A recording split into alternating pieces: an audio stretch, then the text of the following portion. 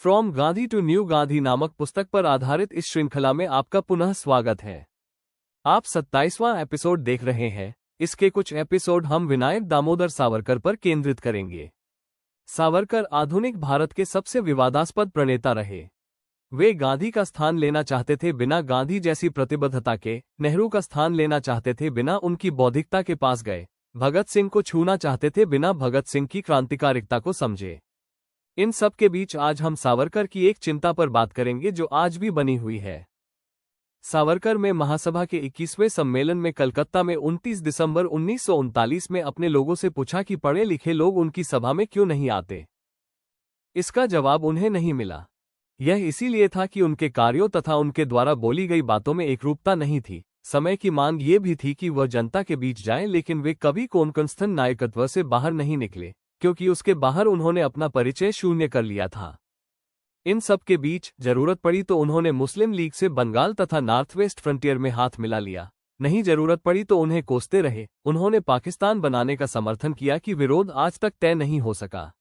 London में गिरफ्तारी के बाद भारत लाए जाते समय जिस तरह 8 जुलाई 1910 को उन्होंने फ्रांस में शिप से समुद्र में कूदकर भागने का प्रयास किया, वह अभूतपूर्व था। इससे पता चलता है कि वे एक क्रांतिकारी थे, लेकिन बाद के दिनों में उनका ये रूप नहीं दिखा।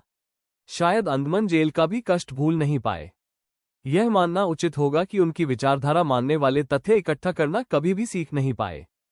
यह अज्ञान समय के साथ गहरा गया।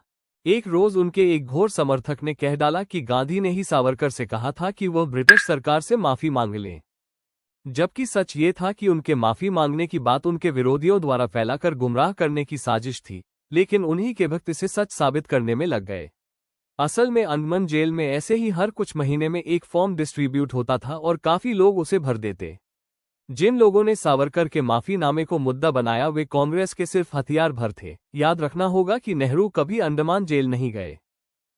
ये भी याद रहे कि पंडित बाखले, जो सावरकर राष्ट्रीय स्मारक के 1980 में सचिव थे, ने जब सावरकर के नाम पर मेमोरियल बनवाने का निर्णय लिया तक इंदिरा गांधी, जो तब प्रधानमंत्री थी, ने उन्हें लिखा, अंग्रेजों के खिलाफ आजादी की लड़ाई में सावरकर का अपना अलग स्थान है। उन्होंने आगे लिखा कि वह भारत के इस महत्वपूर्ण पुत्र की जन्म शताब्दी के आयोजन की सफलता की कामना करती है।